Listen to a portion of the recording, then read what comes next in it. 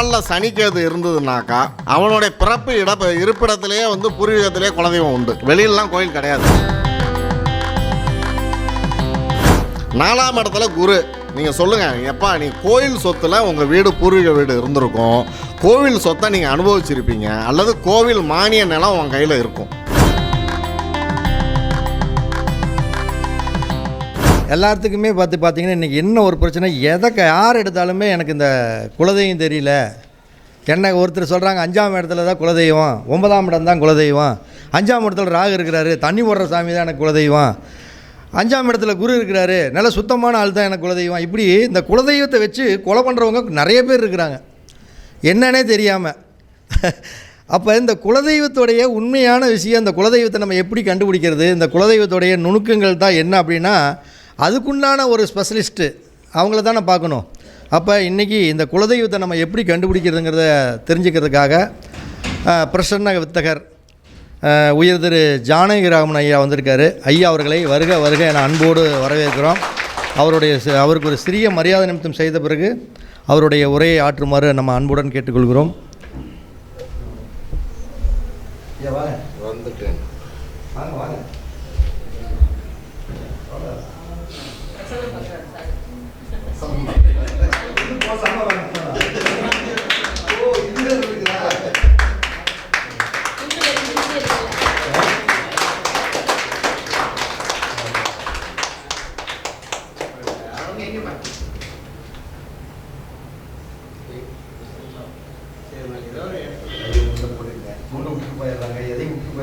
பையும் கொடுக்குறோம், துண்டினாச்சு இப்படினாச்சு போட்டுட்டு போங்க அப்படின்னு.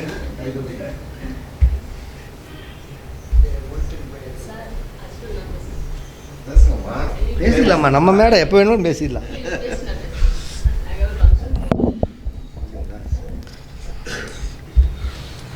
அனைவருக்கும் நமஸ்காரம். எனது அருமை சகோதரர் பரணி பாரதி அண்ணா அவர்களுக்கு, இந்த வாய்ப்பு அளித்த பரணி பாரதி அண்ணா அவர்களுக்கு எனது நன்றி கலந்த வணக்கங்கள். மற்றும் என்னுடைய வழிகாட்டி கோயில்பட்டி தங்கப்பாண்டியன் ஐயா அவர்களுக்கும், மதுரை என்ஜி குமரன் அண்ணா அவர்களுக்கும் இந்த நேரத்தில் எனது நன்றியை தெரிவித்துக் கொள்கிறேன். இந்த வாய்ப்பு பிரசன்னத்தில் குலதெய்வத்தை பிரசன்னத்தில் வந்து கண்டுபிடிக்க முடியுமா அப்படின்லாம் நிறைய இப்போ அண்ணன் சொன்னார். 4ஆம் இடம், 5ஆம் இடம், 9ஆம் இடம், 4 சொல்ல 5, 9லாம் சொன்னார். சாதாரணமாக வந்து ஒரு ஜாதகமோ பிரசன்னமோ நம்ம வரோம்னு வச்சுங்களேன், வந்து உட்கார்ந்த நேரத்துக்கு லக்ன புள்ளியை எடுத்தாலே அவனுக்கு குலதெய்வம் இருக்கா இல்லையாங்கிறது தெரிஞ்சிடும்.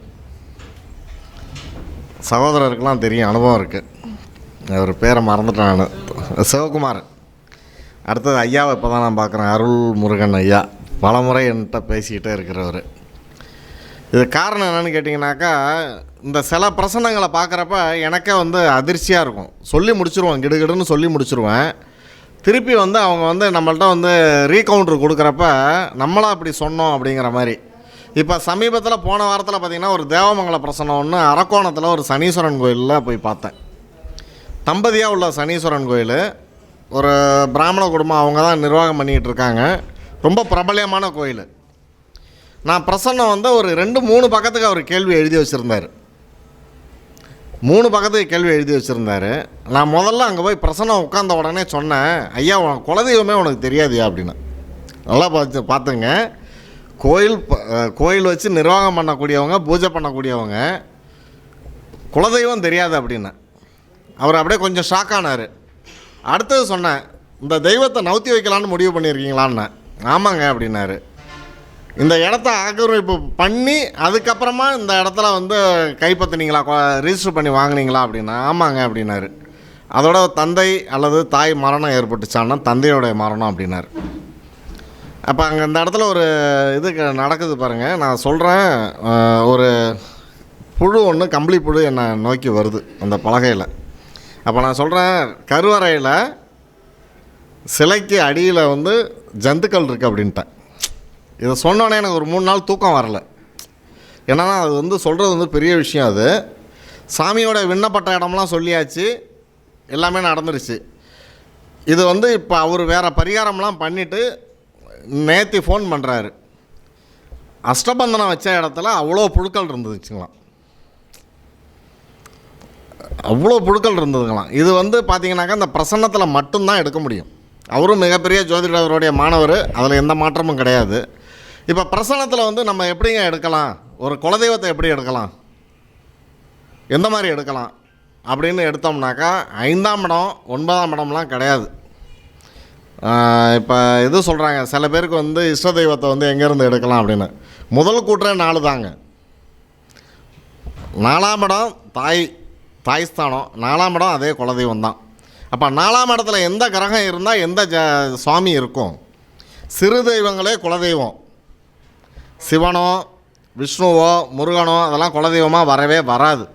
அவன் எந்த மதத்துக்கு போனாலும் சரி, நான் ஆணித்தரமாக அடித்து நவுத்திருக்கேன், அதில் எந்த மாற்றமும் கிடையாது. இப்போ கரண்டில் கிறிஸ்தவராக இருக்கலாம், ஆனால் அவனுடைய மூதாதையர் இந்த சாமியை தான் வழிபாடு பண்ணியிருப்பாங்க. நல்லா புரிஞ்சுங்க, 4 சனிக்கேது இருந்ததுனாக்கா அவனுடைய பிறப்பு இருப்பிடத்திலேயே வந்து பூர்வீகத்திலே குலதெய்வம் உண்டு. வெளியிலலாம் கோயில் கிடையாது. சனிக்கேது கேது மட்டும் இருந்துட்டுனாக்கா உருவமே கிடையாது, உருவமே கிடையாது. 4 கூடவன் 5ல் தொடர்பாயிட்டுனா அவனுடைய பூர்வீகம் மாறி வந்திருப்பான் 3 தலைமுறைக்கு முன்னாடி. ஆனால் அந்த பூர்வீகத்தில் தான் அந்த குலதெய்வம் இருக்குது, அவன் வீட்டை விட்டு நவரில். அது 4 கூடவன் 5 கூடவன் 9 10ல் தொடர்பாயிடுச்சுன்னா அவன் ஒரு ஜீவசமாதியோ ஒரு கோயிலே கட்டி வழிபாடு பண்ணக்கூடியவன். அந்த வழிபாடு விட்ட குறை விடுது எப்படிங்க விடும். இதில் நோட் பண்ண வேண்டியது மாந்தி பார்த்திங்கன்னா, இந்த நான் ஒரு பிரசன்னம் சொன்னேன் பார்த்திங்களா, அந்த கோயில் பிரசன்னம், நான் போகிறதுக்கு முன்னாடியே என்னுடைய மாணவர்கள்ட்ட நான் சொல்லிவிடுவேன். நான் இந்த லக்கணம் தான் விடும், இதில் தான் மாந்தி விடும், இப்படி தாண்டா இருக்கும் பாரு அப்படின்னு. சொர்ணத்தை அங்கே தான் வைக்க போகிறாங்க அப்படின்னு கரெக்டாக நான் சொல்கிறேன். டே மகரம் ஒன்று மாந்தி சனியோட தொடர்பாகணும், அல்லது மகர கும்பத்தில் சொர்ணம் விழணும் அப்படின்னு. மகரத்துலேயே மாந்தி அங்கேயே அந்த பையன் கொண்டு வந்து சொர்ணத்தை வச்சுட்டான். நான் கேட்டேன், தம்பி உனக்கு கால் அடிபட்டு தாங்கி நடந்துக்கிட்டு இருக்கியான்னு கேட்டேன். அதுக்கு வியாதியே ரெக்கவரி ஆக முடியாமல் இருந்துக்கிட்டு இருக்கான்னு. ஆமாங்க அப்படின்னா, இதுக்கு ரெக்கவரி உண்டு சொல்லணும் இல்லைங்களா நம்ம. அப்போ நான் சொல்கிறேன், ஐயா உன்னுடைய பூர்வீகம் இந்த இடத்துல இருக்குது, இங்கேருந்து தெற்கு நோக்கி போ, அவன் இருக்கிறது அரக்கோணம், அங்கேருந்து தெற்கு அல்லது மேற்கு நோக்கி போ, பெரிய மலை அடி வார மாதிரி இருக்கும், அதுக்கு பக்கத்தில் அந்த கோயில் இருக்குது, அம்மன் கோயில் தலம் மட்டும் இருக்கும் அப்படின்னு. அதையும் போய் கண்டுபிடிச்சிட்டாங்களாம். நான் சொன்னேன் 20லேருந்து 40 கிலோமீட்டர் சரௌண்டிங் சொன்னேன், துல்லியமாக எடுக்கலாங்க. ஒரு நல்லா புரிஞ்சுங்களேன், ஒரு லக்னாதிபதி எங்கே போனாலும் போகட்டும், அப்போ 5ஆம் அதிபதி எங்கே வேணாலும் போகட்டும், ஆனால் லக்னத்துக்கு 4 கூடவன் என்ன ஆகிறான், அவ்வளோதான் கான்செப்ட் நமக்கு. 4ஆம் அதிபதி லக்னத்தை பார்த்துட்டுனாக்கா அவனுடைய இருப்பிடத்திலிருந்து 20 கிலோமீட்டர் சர்க்கிள் தான் கோயில். 4ஆம் அதிபதி 6 8 12 போய் மறைஞ்சுட்டுதுன்னா அவன் நீண்ட நெடுந்தூரம், ஒரு கட்டத்துக்கு 20லேருந்து 30 கிலோமீட்டர் கணக்கு பண்ணிங்க, அவ்வளோ தூரத்தில் இருக்கும்.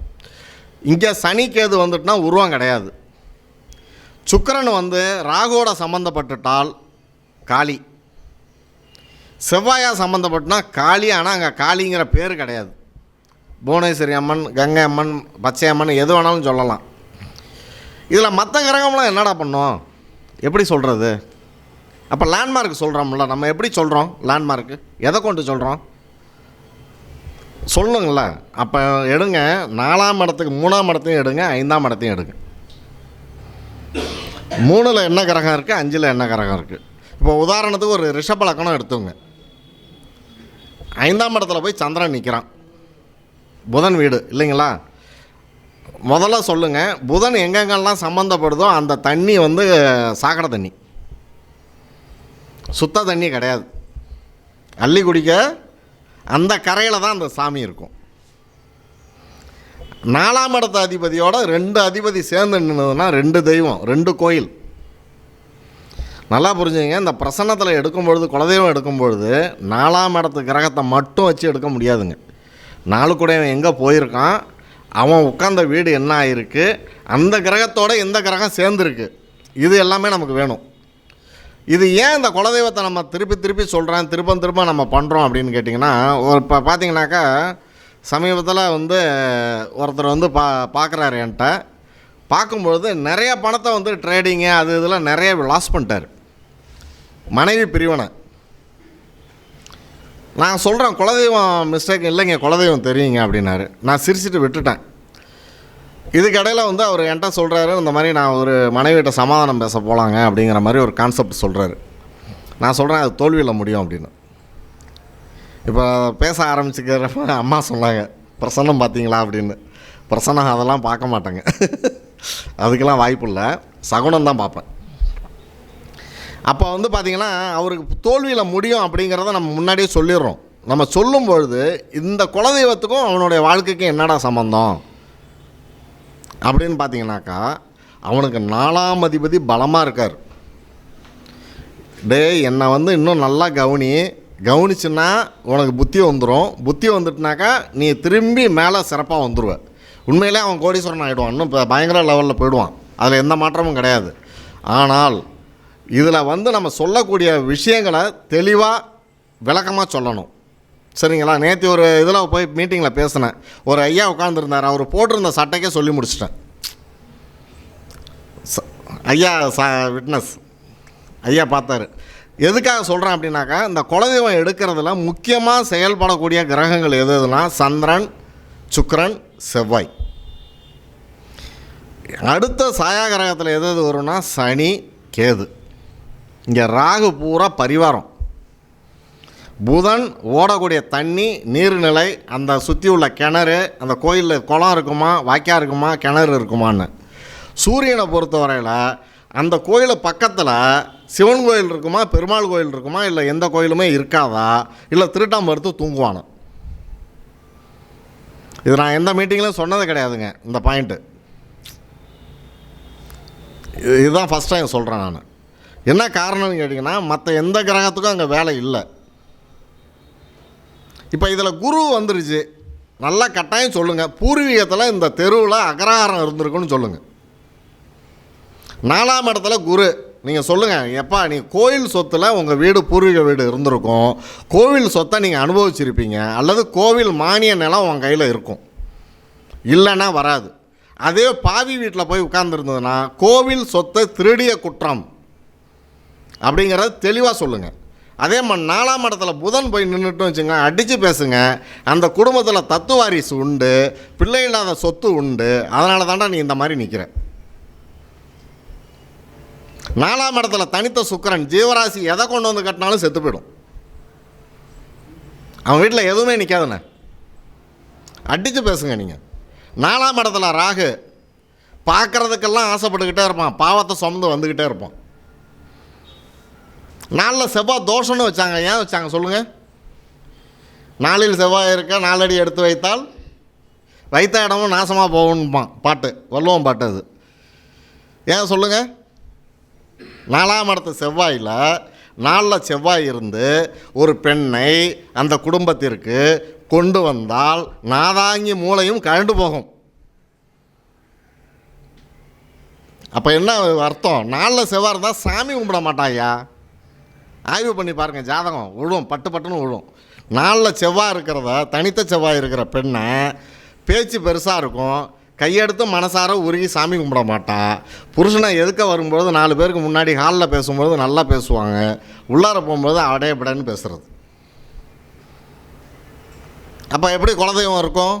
அப்போ 4 செவ்வாய் இருந்தால் அந்த வீட்டில் குறி சொல்லக்கூடிய பெண் இருப்பாள். நல்லா புரிஞ்சுக்கணும். அப்போ அந்த குடும்பத்தில் 4 செவ்வாயோட கேது சம்பந்தப்பட்டால் ஸ்திரீ கர்ப்பஸ்திரீ மரணம் உண்டு. 4 செவ்வாயோட ராகு இருந்துட்டா மாந்திரிக குற்றத்தால் ஒரு பெண் மரணம் அடைஞ்சிருப்பா. செவ்வாயோட 4 குரு சம்மந்தப்பட்டுட்டுனா சொல்லிட்டு போனவன் அப்படியே விபத்தில் செத்து போயிருப்பான். 4 சுக்கிரன் நின்றுடுச்சுன்னு வைக்கண்ணா, சின்ன பையன், கல்யாணம் ஆகாத பையன் துர்மரணம். இந்த பாயிண்ட் 4 செவ்வாய்ங்கிறது வந்து சாமானியப்பட்ட பாயிண்ட் இல்லை. 4 ராகு இருந்ததுன்னா பிரம்மாண்டம்னு சொல்லிவிடுவோம். பிரம்மாண்டம்னு சொல்லுவோம். எதுக்கு பிரம்மாண்டம்? 10 ரூபா பையில் இருக்காது காசு, வெளியில் பண்ணுற பந்தா தாங்காது. பாக்கெட்டில் 10 ரூபா பணம் இருக்காது. அப்போ அந்த 4ஆம் இடங்கிறது ஒருத்தனுக்கு போகஸ்தானத்தையும் வச்சுட்டான், அம்மாவுடைய ஸ்தானத்தையும் வச்சுட்டான், அதே இடத்துல குலதெய்வத்தையும் வச்சுட்டான். காரணம் என்னன்னா 3க்கு 2ஆம் இடம், 4க்கு 2ஆம் இடம் 5 அவனுடைய பாவ புண்ணியம். அப்போ இந்த புண்ணியத்தை எல்லாம் இவன் சேர்ப்பானா, கரை சேர்ப்பானா, சேர்க்க மாட்டானா? அடுத்தது சொல்லணும்ல. அப்போ 4க்கு 7ஆம் இடமானா 10ஆம் இடத்தை ஆய்வு பண்ணுங்க. இந்த ஜென்மத்தில் செய்யக்கூடிய பாவங்களை அவன் பரிபூர்ணமாக பூர்த்தி பண்ணிட்டு போவானா, இல்லை அவன் சம்பாதிக்கிற காசை அவன் அனுபவிப்பானா, இல்லை இவனுக்கும் இதே கதி, இவன் அப்பனுக்கும் இதே கதி, இவன் பிள்ளைக்கும் இதே கதியாங்கிறது அந்த 10ஆம் இடம் சொல்லிடும். இதில் வேறு ஏதாவது கிரகம் விட்டுருக்குங்களா? சொல்லுங்கள். கிரகம் எதுவும் விட்டுருக்கா? இந்த 4ஆம் பாவகம் 10ஆம் பாவம் சொல்றீங்க. இந்த 4 அப்படிங்கிற லக்னத்துல 4ஆம் பாவகத்துல செவ்வாய் இருந்தா அப்படின்னு சொல்லிட்டீங்க. ஆனா இதை எப்படி சொல்லிக்கிறாங்க முன்னோர்கள் அப்படின்னு கேட்டீங்கன்னா, கண்டங்கள் 4 கருதியே சனிசேய் நின்றால் தண்டங்கள் மெத்த உண்டு, பிறவியமும் நாசமாகும், கொன்றது ஒரு மனைவி வேறாம், பிரித்திரு செட்டு நட்டம், பண்புள்ள நாடு விட்டு பரதேசம் போவான் பாரு. நல்ல சனி செவ்வாய் கண்டங்கள் 4 கருதிய சொல்றாங்க பாத்தீங்களா, அந்த 4ஆம் பாவகத்தின் மயம் அதைத்தான் அவங்க சொல்றாங்க, வலியுறுத்துறாங்க. அதுக்கு என்னென்ன கிரகம்னு சொல்லுங்க விளக்கத்தை. சனி செவ்வாய் 4ல் இருந்தாலோ, சனி செவ்வாய் 4ல் இருந்தாலோ, அதில் கருணாகம் கூடி நின்றாலோ, அவனை சூரியன் பார்த்தாலோ, மனைவியும் சோரம் போவாள், இவனும் பிறமனை நாடி போவான், பூர்வீக சொத்துக்கள் எல்லாம் அழிந்து போகும், குலதெய்வ அனுகூலம் கிடையாது. அதுதான் ஐயா பாட்டா சொல்கிறார். அதானே பாடல? அதே தான் கருத்து. ஐயாவுடைய கருத்து என்னவோ அதுதான் இங்கே பலன். நான் அதை தான் சூசகமாக சொல்லிட்டேன். சனியை கொண்டு போய் சேர்க்கலை. பாப்பா சொன்னாங்க, சனியை பற்றி சொன்னாங்க, சனி செவ்வாய் சேர்ந்தால் இந்த படிப்பு. திரும்பவும் சொல்கிறேன், இந்த சனி செவ்வாயோ சூரியன் செவ்வாயோ மருத்துவத்தில் யார் சென்றாலும் அவங்களுடைய குடும்ப வாழ்க்கையில் ஒரு கேள்விக்குறி. என்கிட்ட 100 ஜாதகத்துக்கு மேலே இருக்குது மருத்துவர்கள், சரிங்களா? 100 ஜாதகத்துக்கு மேலே இருக்குது. அந்த 4ஆம் இடங்கிறது, நான் திரும்பவும் சொல்கிறேன், 4ஆம் இடம் காலியாக இருந்தாலும் குத்தம், கிரகம் நின்னாலும் குத்தம். ஏன்னு கேளுங்க, அவனுக்கு 10ஆம் இடம் தொழில் ஸ்தானம் தான். தொழிலில் பண்ணுவானா என்ன, ஜெயிப்பானா மாட்டானா? தொழிலில் ஜெயிக்கிறதுக்கு 4ஆம் இடம்மா, 10 கிடையாது, 4 தான். அடுத்தது இதில் ஒரு சின்ன மாற்று கருத்து தான். அது மருத்துவமனை 8 தான். 1ல் நீ நிற்ப, 3 நோய் ஆரம்பம், 6 நோய் வெளிப்பாடு, 8ஆம் இடம் மருத்துவமனை, செலவு பண்ணுறது 11ஆம் இடம், பொழப்பியாக மாட்டியான்னு சொல்கிற இடம் தான் 12. அப்போ 4ஆம் இடத்துக்கு 10 சொல்லிட்டேன் இல்லைங்களா? 4க்கு 7ஆம் இடம் 10 சொல்லிட்டேன். ஏன்னா 4க்கு 4ஆம் இடம் 7, 7க்கு 4ஆம் இடம் 10, 10க்கு 4ஆம் இடம் 2. அப்போ அவனுடைய குடும்ப பாரம்பரியத்தை எதை கொண்டு எடுக்கலாம்? 4ஆம் இடத்தை கொண்டு எடுக்கலாம் இல்லைங்களா? குலதெய்வத்தை கொண்டு எடுக்கலாம் இல்லைங்களா? இப்போ இன்னாருடைய பேரன் ஐயா வந்தார், கோயில் கட்டினார், செஞ்சார், இவர் தான் அவங்க தாத்தா தான் எல்லாருக்கும் 100 பேருக்கு சாப்பாடு போட்டாருன்னு சொல்லுவாங்கல்ல, அந்த பேரை எடுக்கணும்ல. அப்போ அந்த லக்னக்காரகனுக்கு அந்த பாக்கியம் இருக்கணுமா வேண்டாமா? இருக்கணும். நான் 4ஆம் இடத்துல யாருக்கெல்லாம் கிரகம் சுத்தமாக இருக்குதோ அவங்களுக்கு அந்த அனுகிரகம் உண்டு.